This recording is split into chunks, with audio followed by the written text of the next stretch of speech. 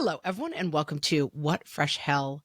Laughing in the Face of Motherhood. This is Margaret. And this is Amy. And today we're talking to Alexandra Robbins. She is the author of 5 New York Times bestselling books. She is an award-winning investigative reporter who has written for publications including the New York Times, the New Yorker, the Wall Street Journal, the Washington Post, and the Atlantic. Alexandra's latest book is The Teachers, a year inside America's most vulnerable, important profession. Welcome, Alexandra. Thanks for having me. So I want to start by quoting you to you because I felt like this wasn't on page 1 of the book, but I thought it was sort of the central point of the book when I read it. Teachers, you say, are among the most vital, hardworking, passionate, and selfless members of our workforce, yet they are also among the most disrespected and undervalued. True. Whoever said that was wise. That Alexandra Robbins knows what she's talking about. Rings a bell. Did you believe that going in? Did you seek to confirm that hypothesis, or was that something that you discovered while working on this book? I believed it going in, but I didn't go into the book trying to prove any hypothesis. When I write books, I delve into a subculture and I immerse myself and I try to accurately represent the voices of the subculture who aren't usually heard and whose voices are dismissed or derided as teachers have historically been. So I really just wanted to represent what they told me, and what they told me, yes, is what I believed, but there were also a lot of surprises. Things you learned along the way. Yeah. And you followed 3 teachers over the course of the year. So tell us about the 3 teachers and what led you to follow these 3. I knew readers would love Rebecca, Miguel, and Penny because they are relatable. They're dealing with things that everybody deals with. And sometimes I think people forget that teachers are humans with lives outside of school. Especially, yeah. I mean, you run into that 3rd grade teacher at this school and you're like, you need to eat. I mean, at the grocery store, and you're like, you need to eat. I remember when I was in elementary school and my mom and I ran into my teacher at the grocery store, and I burst into tears because I could not process that the teacher was outside of the school building and just did not compute. So anyway, Rebecca is an elementary school teacher on the East Coast. Penny is a middle school math teacher in the South, and Miguel is a special education teacher out West. And they're all dealing with different things. Penny was dealing with toxic workplace cliques, which is something that I think a lot of women can relate to in many different fields, and an unsupportive principal, which is more common, I think, than people realize, that teachers don't really have any recourse when their principal is a schmuck. Can I say, is that going to be beeped? I'm sorry. No, schmuck Okay, is allowed. Schmuck passes. Okay. All right. Sweet. Miguel was fighting a school board that was discriminating against special ed students, special ed teachers, special ed program. And so he had to become an activist on top of his full-time job as a teacher. And Rebecca hadn't had a date in 5 years because teaching was all consuming in her life. In fact, her last boyfriend 5 years prior had broken up with her because he said she spent too much time teaching and didn't have enough time for him. So I followed her the year she went back into the dating pool to try and figure out if a teacher can actually have a work-life balance. I was amazed going through the book. So the book goes month by month through each of these teachers' lives and then sort of zooms out to make larger points that their personal experiences that you're witnessing are sort of bringing up, like how those play out more widely. But I was so amazed by the access that these teachers gave you. I mean, you were in the staff rooms, you were in the IEP meetings. How did you gain that sort of trust and access? By now, this was my 9th book, so a lot of teachers are familiar with my work or were. A couple of them have been taught in high schools around the country. And so I think it began with a level of trust because they knew I had a good reputation as a reporter who listens and tries to present something accurately. I think Miguel was the only one who hadn't read my work, but I sent it to him and he looked me up, and he felt comfortable once we got to know each other. Sorry, let me find the next question. All right. So what I want to do with you, Alexandra, is go through some of the misconceptions, let's just call them, of the teaching profession, Okay. and how you saw them play out for these teachers and for all of us. The first one is that summer vacation, which we're in right now, is the best part of being a teacher because it's 3 months off. You don't have to do anything. In fact, some people are like, why are we paying them? It's 3 months vacation. Why should my tax dollars pay for that? Explain to us what the reality is. So they don't actually get paid for working 12 months if they don't work in a full year-round school, which is so there are some year-round schools, but not many. They get paid for the number of months they work, which is typically between 9 and 10 or about 180 days. And then those paychecks are spread out around the year. So they are not getting paid over the summer. In fact, approximately 70% of teachers have had to work a second and sometimes third job just to be able to continue to afford being a teacher. So those summers are important to teachers sometimes because they need to get another full-time job over the summer just to keep sacrificing to be able to teach our nation's children. If they do not have another job, and even if they do, summers are often filled with professional development, required courses they have to take in order to maintain their teaching license. Districts like to throw out new curricula every now and then just to see, what's going to stick, and then teachers have to relearn everything. Principals or school systems can shift teachers kind of at their whim to different grades or subjects, and then those teachers have to redo their entire lesson plans. The summer actually goes by really quickly for teachers because there's still so much to do. That ties into the second point, which is this idea of teachers as heroes, and that it's not a job, it's a calling. It's almost like we think of them maybe along the same lines as we think of volunteers sometimes, like, oh, they're just doing it from the good of their heart. We see it very differently than like the person who, say, comes to repair the dishwasher. Yeah, well, teachers are important. They're crucial, and what they're doing is the work of teaching is beautiful. They are reaching out to and connecting with and nurturing and teaching and doing all these things for the future generations during their formative years, often spending even more time with a student during the day than the student's own parent does, just because the student's in school for that long.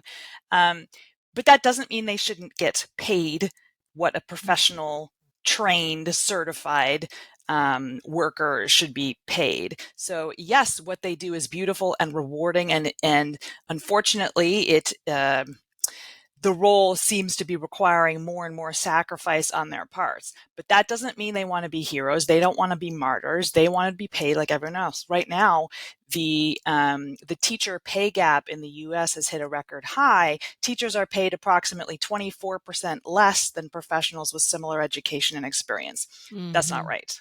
Right. And we're giving ourselves a real pass, aren't we, when we're like, you heroes. It reminds me of the sort of patronizing, like, thank you, essential workers that are now risking your lives to go to work every day. And you didn't really sign up for that when you were going to work at a Publix, that you're going to be risking your life so I can have ice cream, right? Like we won't give you PPE, but we will tell you what a hero you are. And similarly, we're not paying teachers what they deserve, but we're telling them they're heroes. So that should be fine, right? That's compensation enough.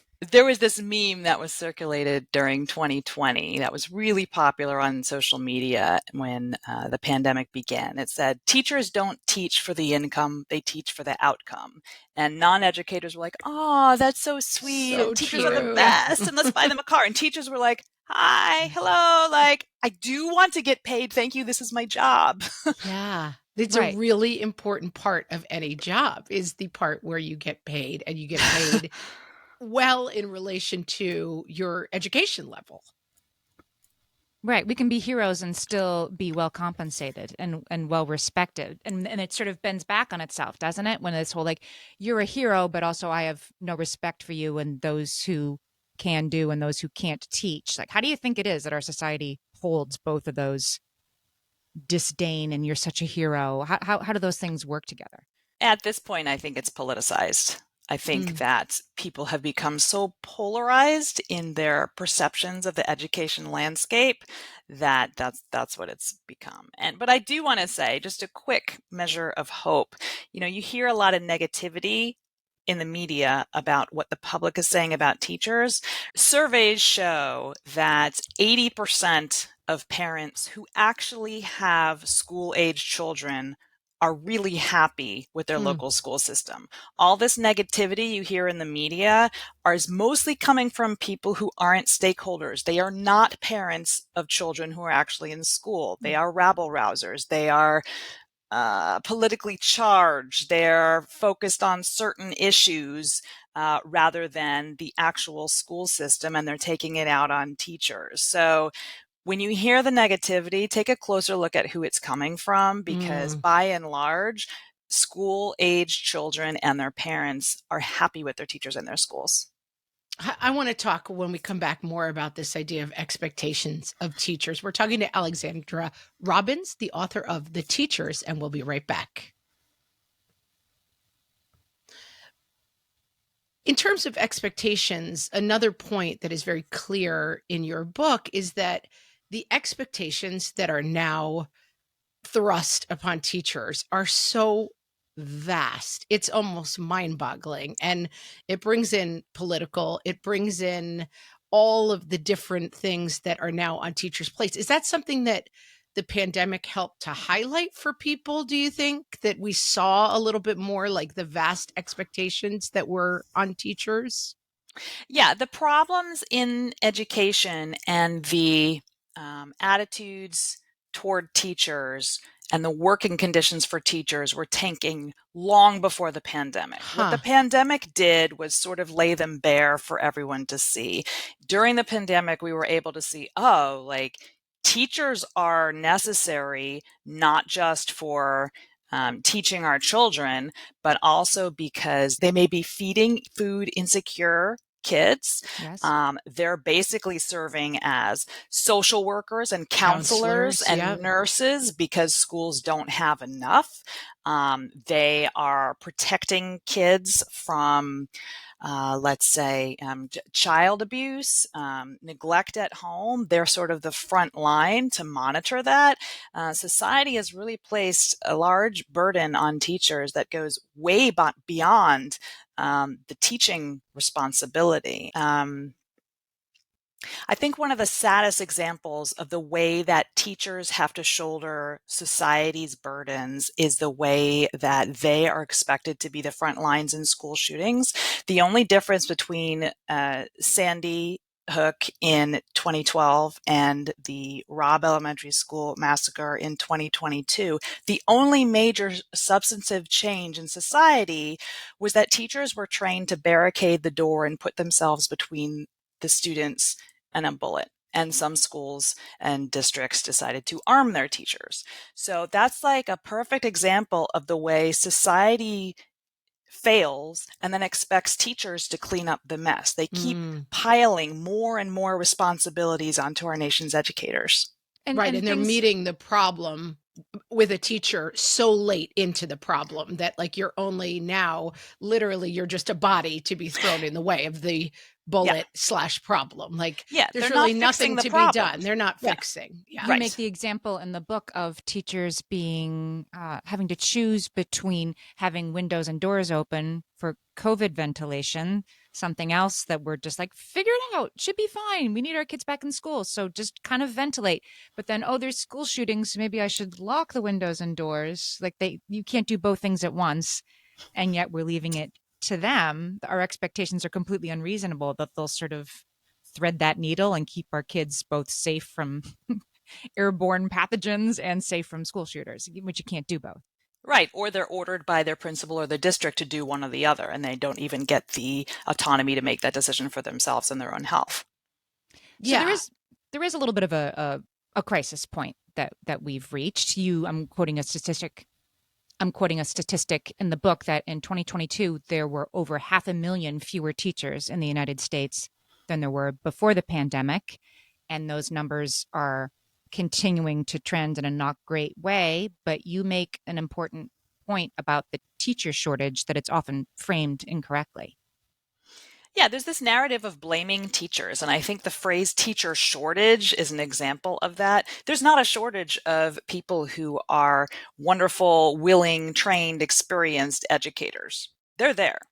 There is a shortage of jobs that adequately treat, compensate, and respect these trained professionals such that they would want to be trained, such that they would want to be teachers in the first place. So that's not a shortage of teachers, that's a job problem. But again, the way it's framed, teacher shortage makes it sound like, oh, they're just not stepping up. Lazy But that's not the teachers case. don't Yeah, want to do exactly. it. Yep.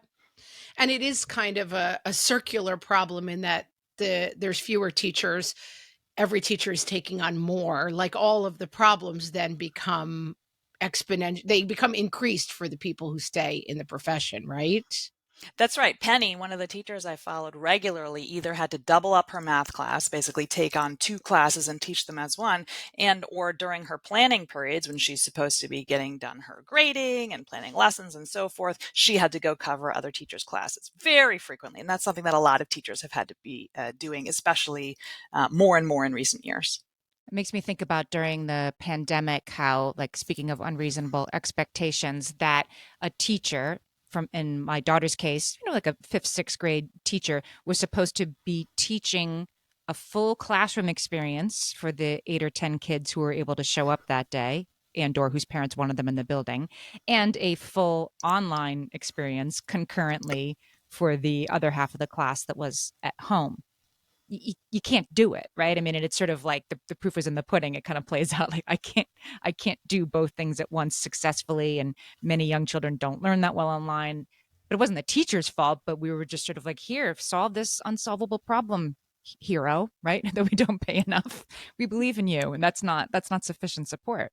That's right. It's impossible to do. I'm a substitute teacher and I subbed hybrid. They came up with all these euphemisms. Oh, Hybrid, it's right? concurrent learning. Oh, it's hybrid learning. No, it stinks. It's trying to teach two classes at the same time and you can't address both classes simultaneously. And there are always a group of kids who feel like they are not being seen or heard or responded to. It is impossible to do. Let's talk for a minute about special ed. I'm a mom of two special ed students, and that is somewhere where you talk about the shortages being even more profound. And I think it can be something for parents who don't need special ed. It becomes kind of this invisible lane where it's not necessarily in everybody's sight line, but for parents and kids who really need supportive education for their kids who learn differently or their kids who have different learning needs, it is vital in terms of not just outcomes, but experiences in school. And so tell us what you learned about special ed. I mean, I learned a ton. Basically, following Miguel throughout that year was really eye-opening. There are so many misconceptions about special ed students. There's so many discriminatory things going on where districts aren't providing enough resources, aren't providing enough paraprofessionals in the classroom. They either push inclusion without providing the proper staff necessary, Mhm. or they keep students out of the general ed classes because they just want to silo them, or in the case of some charter schools, the charter schools who are able to may in some cases be shoving aside special ed students because they don't want their scores to count in their statistics. And then they become what Miguel called charter school refugees, who then go back to public school where then the resources aren't so great. And it's just this cycle. Special education teachers are they work, all teachers work hard, but special education teachers do so much more than people realize because they're not just teaching children, they're also trying to address each child's different needs. And if you have, 16 special ed students in a classroom and you're trying to monitor them all and you're trying to watch behavior and keep them safe and healthy and happy and learning, it's a lot. And they can do it. But they need the proper resources and support from their school districts and their schools. Absolutely. Well, in our part 3 of our episodes, we like to turn towards solutions. So when we come back, you're going to solve all of the problems we've listed Right. and tell us how we're going to move forward from here. We're talking to Alexandra Robbins, the author of The Teachers. So, Alexandra, I'm going to give you another quote from your book. This sets up the problem neatly. You say teachers' working conditions had already deteriorated before the pandemic, and they won't resolve, you say, unless decision makers commit to making sweeping long term changes. So, let's talk about who's a decision maker and what are some of these sweeping changes that they might consider. Sure. Well, school system officials, superintendents, school boards, in some cases, principals, because one principal can change the culture of an entire school. I've talked to plenty of teachers who had an amazing administrator who somehow made the idea that the district is telling the teachers to do more with less, which is all too often, all too common phrase among education. They somehow made it bearable. And then I talked to plenty of teachers who, with one new principal in their school, the entire culture goes downhill and the idea of autonomy and collaboration and warmth just goes out the window, and teachers end up fleeing the school because they can't deal with this one toxic administrator. So the decision makers can range, let's say, from the principal to the school board, to the superintendents, to local politicians, to state politicians, all the way up the chain. Well, I think I'll jump in there and say it's interesting because I think a lot of times we say we want to broaden out to solve some of these problems. We don't want it to be just the teacher during a school shooting. That's the last possible line of defense. We want to back up. But what we've seen sometimes is that when we back stuff up to the government level, more problematic things come in, like the Don't Say Gay legislation in Florida and kind of legislators trying to control what happens in a classroom that they're very detached from. So is there a way to bridge that conflict where, like, yes, we want legislators doing more for teachers, but some of the things we've seen, we're like, no, we want you doing much less of that. Yeah. Parents are the bridge. As we discussed earlier in this show, the majority of parents support teachers. What most people who support teachers don't know is that there are things you can do to actually support the profession and to actually make sure that policies are being made that include and accept and embrace all children and make all children feel comfortable and seen in their classroom and in the school. It is time for parents to stand up for teachers, to speak out for them, to go to the school board meetings and speak in support of teachers. What's going on now in this politicized landscape is there's a very coordinated movement to, and I know this sounds like a conspiracy, but it's not. They're out to destroy public schools.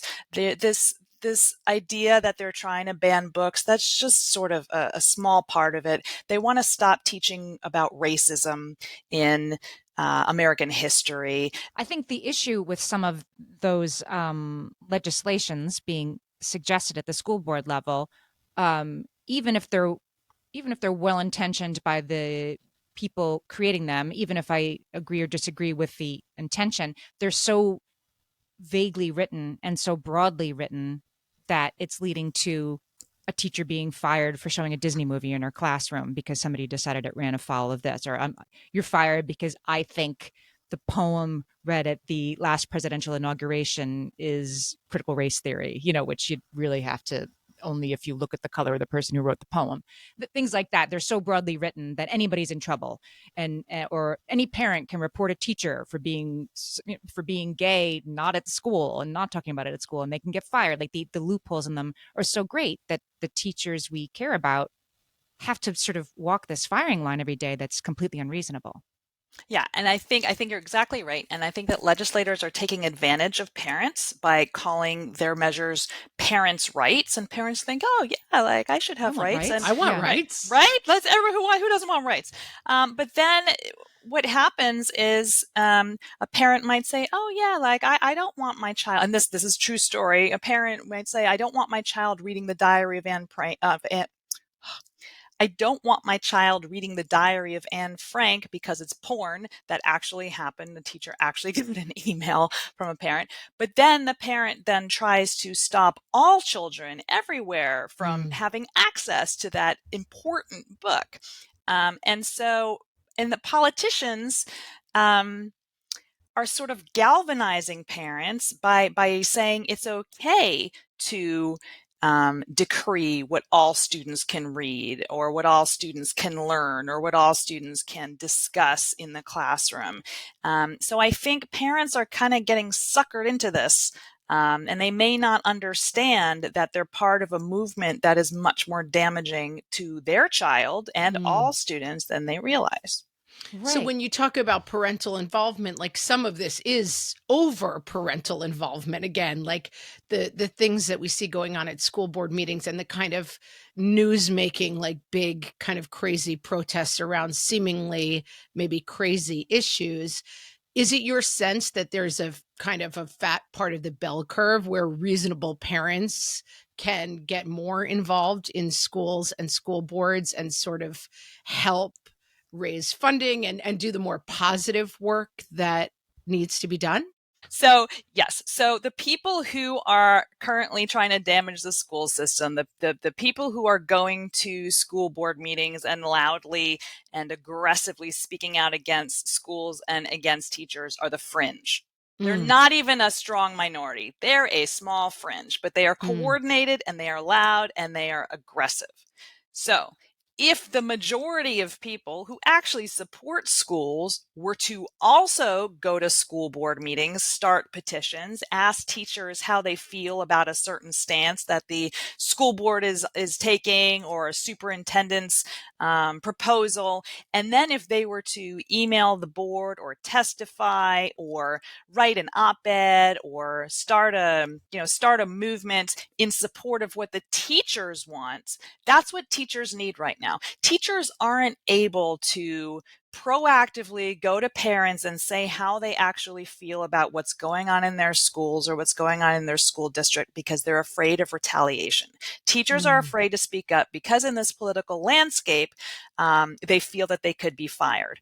But if a parent goes up to a teacher and says, how do you feel about this? Or can I help fight for something? Do you need something? Can I lobby for something? Like, can I start a group of parents to speak up for you?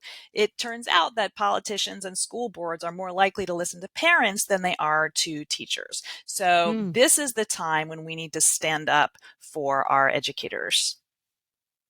What do you think the teachers in our kids' lives, this is a very broad question, but what do you think that the teachers in our kids' lives wish we understood? I think that teachers wish we understood that teaching consumes their lives. They don't shut off at the end of the school day. Even, let's say, when they're done with grading and lesson plans and figuring out all they need to figure out for the next school day, they're always thinking about other people's children. Like, they're up in the middle of the night thinking, how can I better reach this other person's child? Or what can I do that would engage this person's child? Or, things like that. And I think people forget that teachers do so much and put so much of themselves out there for other people's children. When they have their own children, they have their own families, they have their own issues, they have health issues, sandwich generation, caring for ailing parents, caring for immunocompromised kids, busy parents, just like everybody else. So they're doing so much on top of what they already do. And so I think they could all use more grace than people give them. That's really well said. And I think it makes a lot of sense. And I do think that there's been somewhat of a break. I mean, I'm speaking completely anecdotally from my own life, that the pandemic kind of broke me back from my kids' schooling in a way that I've kind of stayed leaned out of. And it's a good reminder to kind of put teachers and schools back on my radar. I kind of got a little, I mean, for all the horrible things, I got a little spoiled of like, I wasn't going to pick up every day. I wasn't checking in with the kid. You know, I wasn't as invested. And I started leaning more on things like the portal, but the portal doesn't tell you like, how's it really going in the school? What's really going on? And so it's a very needed reminder to reconnect. Even small gestures can help. Write a note to your teacher or to your child's teacher, just saying what you appreciate about them. Some parents don't think to contact a teacher unless they're angry or upset or complaining. Just send them something positive. Tell them something good that they're doing. You know, drop off bagels in the staff lounge or bring them a treat, like parent teacher conference, like bring them cookies or something. Like even just a little gesture like that keeps them going. Ask teachers what classroom supplies they need, and then see if you can find them on Buy Nothing, or fundraise for them, or buy them yourself, or ask neighbors to put up a collection. 94% of teachers pay for their own class supplies, and they do not make a lot of money, people. So they shouldn't be having to do this. They spend an average of $500 a year. Another easy thing that parents can do is just basically trust the teacher. These are the professionals who are trained and certified to educate students, and we need to let them do that without second guessing them. So even just saying in front of your child, hey, you know what? I trust your teacher. If your child's complaining about an assignment, just say, you know what? I trust that there's a reason for that. That is not only good for the teacher, it's also good for the child, because then the child goes into school feeling better about the adult who's supervising their classroom. We've been talking to Alexandra Robbins. She's the author of The Teachers, A Year Inside America's Most Vulnerable, Important Profession. Alexandra, tell our listeners both where they can find The Teachers and where they can find your work and what you're working on now. Oh, you can find The Teachers at any bookstore, online or brick and mortar. I actually have stopped writing books because I don't want to move on from the issue of the teachers. I think it is too important and too urgent a problem to move on from. So as I am telling people it's time to stand up for teachers, that's where I'm focusing my efforts as well, and focusing on trying to merge community ally groups with educators so that we can get non-educators to amplify teachers' voices. So where can we find you online if we want to follow that work? Oh, I'm on Instagram, my name on Instagram, Twitter, Facebook, or alexandrarobbins.com is an easy way to find me too. Fantastic. We will link to all of those places and to where you can buy the book. And Alexandra, thanks so much for talking to us today. Thanks for having me. Thanks, Alexandra.